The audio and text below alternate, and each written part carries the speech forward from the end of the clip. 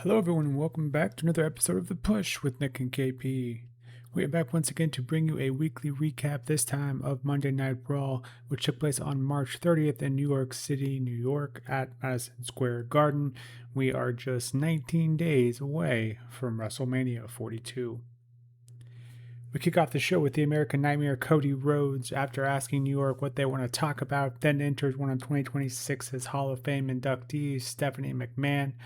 Cody is surprised to see Stephanie, and I'm sure even more surprised to hear what Stephanie has to say next, which is that this version of Cody Rhodes does not compare to his father and cannot beat this version of Randy Orton.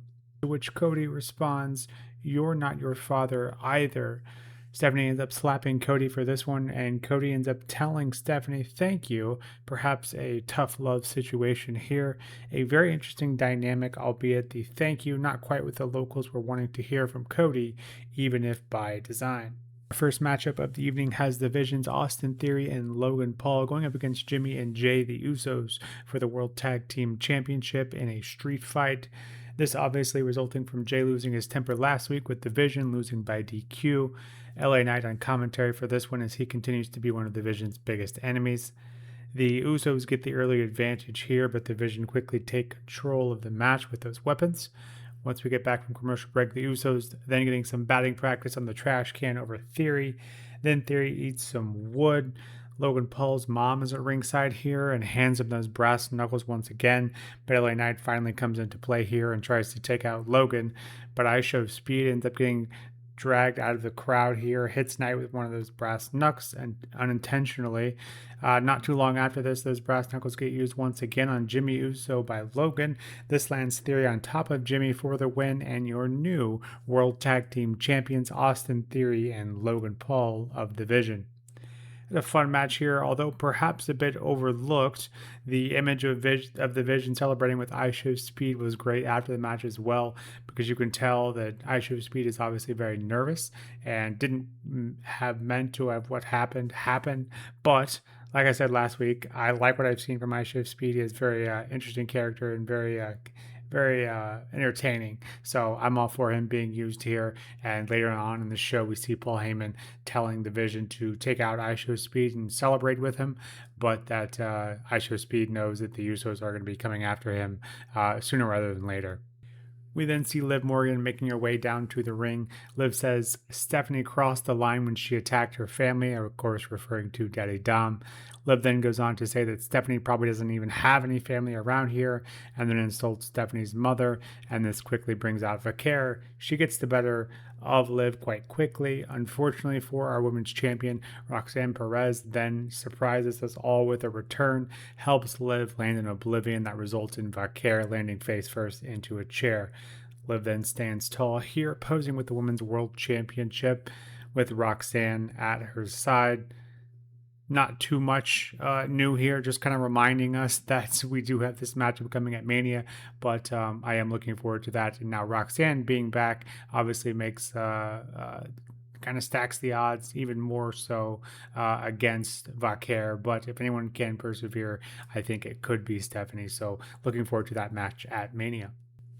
Our second match of the evening has Lyra Valkyria and Bayley going up against Nia Jax and Lash Legend of the Irresistible Forces for the Women's Tag Team Championship. This match was going along quite nicely, but then we see the Bella Twins and Charlotte Flair and Alexa Bliss making their way all down the ramp. And of course, this leads exactly where you think it would. Probably saw this coming even before the match got announced or even got started. All four teams end up brawling, and the match ends in a DQ. Although you could see this coming from a mile away, it is a shame because the match was going quite well. I wish they'd just announced this match already for Mania with these four teams. And Asking You Shall Receive, later on in the evening, we do get that official announcement. We will see in a Fatal 4-Way Tag Team match, Lyra Valkyria and Bayley going up against Charlotte and Alexa, going up against the Bella Twins, going up against Lash Legend and Nia Jax of the Irresistible Forces for the Women's Tag Team Championship. So we've been waiting for that announcement. We finally got it, of many announced matches throughout the show tonight for WrestleMania, and we'll get to those in just a bit. We then get our next segment of the evening, which has Paul Heyman making his way down to the ring with his longest reigning client, but this time Brock is dressed to fight. Paul goes through his normal spiel about hyping up the beast before Brock has had enough and calls out Oba, but is instead met by Adam Pearce, who says this will not be happening once again tonight and is accompanied by a slew of security. The fans are not happy about this, but no need to worry. The ruler's music then hits as he is serenaded by the NYC fans as he marches his way down to the ring. Oba then immediately dismantles everyone that gets into his way, including the GM of Raw, Adam Pearce, gets a pretty nasty bump up against the barricade as the Oba chants continue. The crowd is chanting "Holy shit" as Brock and Oba come face to face, but then Papa H, Triple H himself, comes down to the ring, gets in between these two, and then Brock kind of backs away as Oba stands in the ring. So once again, Oba's still kind of standing tall here. While the crowd doesn't really like this, I'm glad it went down like this because it will make this match at Mania feel that much more special when it inevitably does happen. Our next and third match of the evening has Kofi Kingston with Grayson Waller going up against Penta for the Intercontinental Championship. During this match, we see Kofi telling Grayson he doesn't want any help. This continues to be a theme throughout the match as Kofi and Grayson clearly are not seeing eye to eye.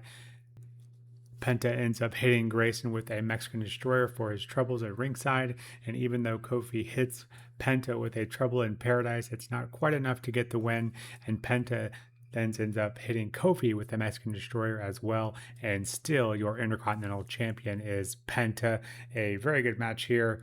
And after the match, Jackie then asks Penta what happens next. Penta says that his Intercontinental Championship will be defended in a ladder match at WrestleMania. Doesn't quite announce the participants, but we do see an announcement later on in the evening, yet another match announced for WrestleMania. We will see the likes of Dragon Lee, Javon Evans, Rusev, and JD McDonough going up against Penta in a ladder match, which absolutely could be match of the night. So whichever night that is to take place on, I think a lot of us will probably be thinking the same. That could be an absolute barn burner.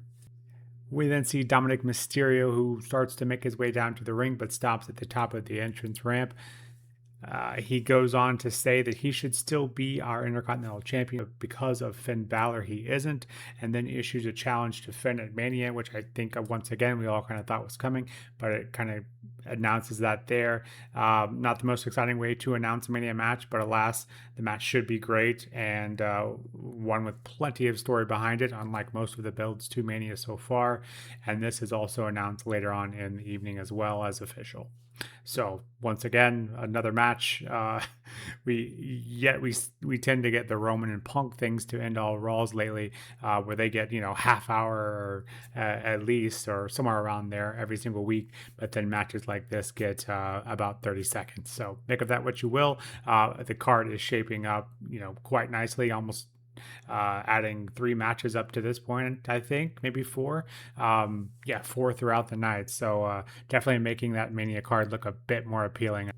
We then see Paul Heyman in the ring once again, and he is quickly confronted by our Raw GM, Adam Pearce, who comes out and once again asks Paul if he's checked his email for what has to be the third or fourth time of the evening. This time, Adam just lets him know that the Boston police have dropped all charges on Seth, and he is medically cleared to compete. This ends up with Paul getting another chair shot from Seth, and then Paul is about to get hit with a curb stomp before being carried away outside of the ring by none other than the ring general Gunther, who chokes out Seth at ringside and on the announced table. To my knowledge, Gunther has no ties to Heyman, but regardless, yet another great looking match Seth versus Gunther could be. And I will say one thing, though, in terms of storytelling this Mania season, WWE has been better.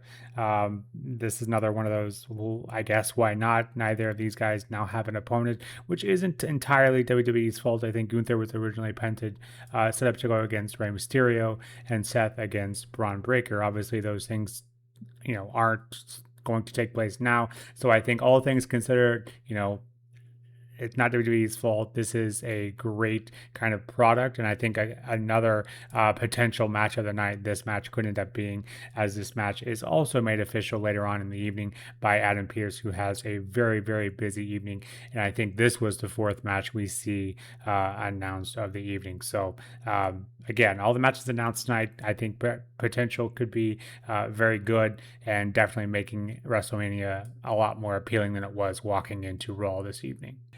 Our next fourth match of the evening and final match of the evening has Raquel Rodriguez of the Judgment Day, although she is here without anyone by her side, going up against Io Sky. This stemming from the confrontation we saw last week after Io tried to comfort her old friend in Kairi Sane, which would come into play later on this one as well. Before we get to that point, though, this match does get some time and has some nice back and forth. The ending, though, coming with Asuka and Kairi Sane making their way down to the ramp, and this ends up distracting Io just enough to allow Raquel to hit the Tejada bomb and get the win, further adding to the intrigue of Kairi, Asuka, and Io, and kind of what exactly is going to be the end game there. It feels like the obvious thing is Asuka versus Kairi, but Io obviously coming into play here too. I think the three of them, maybe Raquel comes into play. I'm not sure, but we'll have to wait and see. And stories like this that seem to feel like we're never going to get to the end of them, and then you have other matches that are just randomly announced on an episode like this one overall. So definitely some pacing issues. Our final segment of the evening, this features the OTC Roman Reigns. This week isn't for talking, though. Roman ends up trying to powerbomb Punk through the announce table. I don't think any words outside of acknowledge me from Roman, I think, were spoken before these two start landing fists on one another once again. And I'm thinking, as I'm watching this episode, did Netflix somehow change back to last week's episode? It was very, very clear that it was almost the exact same, shot for shot. Cole then mentioned something about having deja vu, so then clearly it was meant to be that way. Punk finally does turn the tables around and slams Roman through the announce table. So there you have it. Absolutely nothing added to that storyline because they went too fast, too quick, and pacing continues to be an issue for Mania this year. And I feel like I've mentioned that a couple times on this recap alone. So Roman and Punk getting what feels like 20 to 30 minutes each week to end the show, where meanwhile you have matches like Dom and Finn that barely get the time of day, as well Liv and Vaquer, who get a mention now and then, and now we have Gunther and Seth Rollins because making the best of a situation, I get, but it could have done a little bit more with that, I think, at least. But regardless, the matches we're getting, great. Men's IC Championship match as well, similar scenario. Simply announced after Penta won his match and said he wanted to defend it. But with all that being said, enough being negative, I suppose. Mania is finally looking pretty enticing, at least from my eyes. Regardless of whether the storylines are rushed, bad, or just non-existent, there will be some top quality matches, I think, that we've seen announced just from this evening alone, and a couple of the ones we hadn't already seen announced as well. So with that, what did you all make of this episode of Raw? For me, it was certainly better than last week. And would you agree to that? And what were the highlights for you? We are just 19 days away from WrestleMania and got quite a bit added on the card throughout this evening. So from my anticipation levels, probably tripled how much I was looking forward to the Mania going into this and now after this. So looking forward to hearing what you all are thinking of Mania and the current build, and now the matches in full starting to look a little more clear. So I'd love to hear from you in the comments below. As always, don't forget to hit that like and subscribe button as well, as it does help us out over here at The Push. But until next time, this has been The Push with Nick and KP. We'll see you soon. Take care.